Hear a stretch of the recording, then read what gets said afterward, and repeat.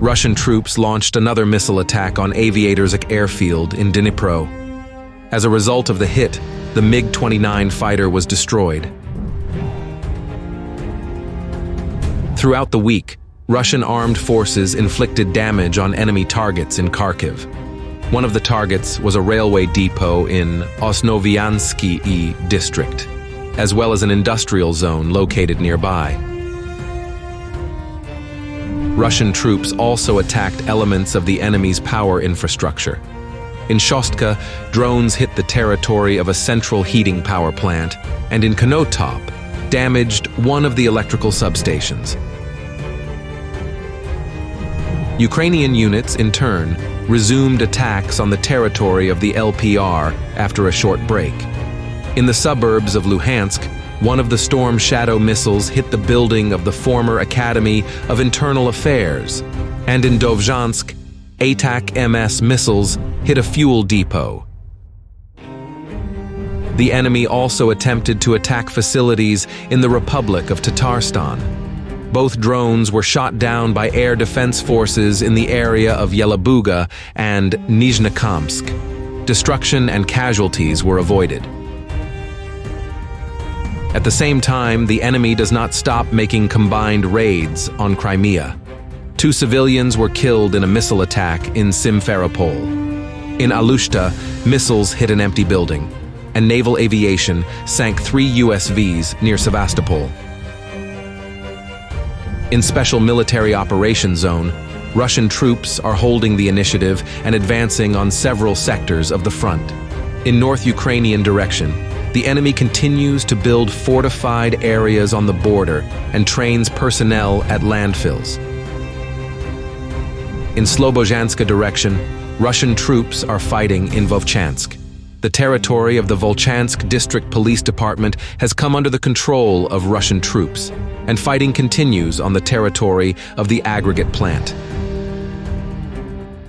Fighting also continues near Liptsi, where Russian armed forces are advancing through the forest and the gully.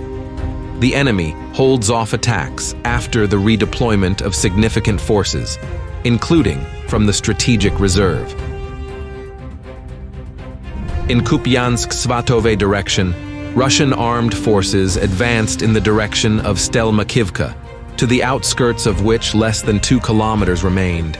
In addition, Russian troops attacked enemy positions in Berestov, successfully gaining a foothold on the eastern outskirts of the village.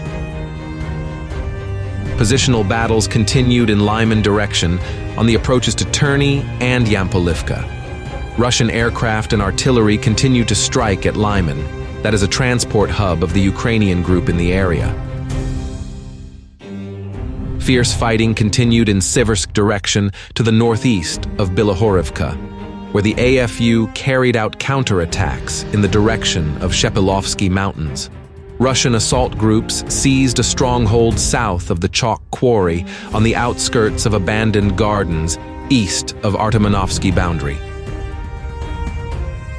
In Spern area, Russian troops conducted an attack under the cover of armored vehicles and were able to seize part of the village. Russian armed forces seized several forest belts and strong points to southwest, and also advanced north of Vesele in the direction of Rozdalivka. In Bakhmut direction, Russian stormtroopers ejected the enemy from their positions on Zelena Saint and seized several houses on the outskirts. In the area of 77th School and at Chasiv Yar repair plant, Russian armed forces expanded the control zone. Fierce fighting continues in the area. On the southern flank, Russian armed forces took almost complete control of the territory of Stupki Golubovsky II Nature Reserve. Russian assault groups, supported by armored vehicles, were able to gain a foothold in the area of garages adjacent to houses on Obraztsova and Horbatovo Saint. In Avdiivka direction, Russian troops are advancing along the forest belts to the west of Berdichi in the direction of Novoselivka Persha. During the successful assaults, it was possible to advance several kilometers to the west, seizing an enemy stronghold. A few weeks after the assault, Russian troops took full control of Umanska. During the battle, the Russian armed forces advanced along Sverdlova Saint on the western outskirts of the village, and then liberated the southern part and hoisted a flag there. In Donetsk direction, fighting continued in the urban area of Krasnohorivka, where Russian troops were advancing west of the refractory plant. In the center of the city, Russian assault groups during the fighting cleared the area from the enemy and hoisted a flag over school number 2. In Nedelov, Russian armed forces cleared the western outskirts of the village, gaining a foothold on the outskirts of Kolhospna Street.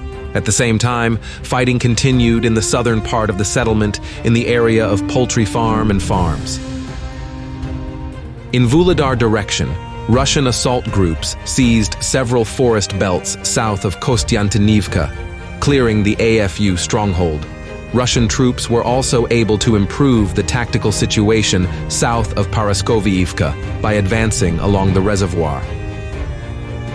In Vremivka direction, Russian assault groups liberated about half of Staromayorsk and reached Mira Lane, dividing the settlement in half. In 𝐒𝐩𝐿, several houses on Sadova Saint and part of a forest belt on the eastern outskirts of the village were taken. In Zaporizhzhia direction, Russian fighters ejected the enemy from positions in the outermost houses on the northern outskirts of Robotyne. To the west of the village, the assault group slightly expanded the control zone, moving along the forest belt. In Kherson direction, there are battles at the bridgehead in the center of Krinky and the island zone to the north. In Veliky Potomkin Island, Russian armed forces were able to advance and seize buildings north of Pudovy Canal and Pier number 4.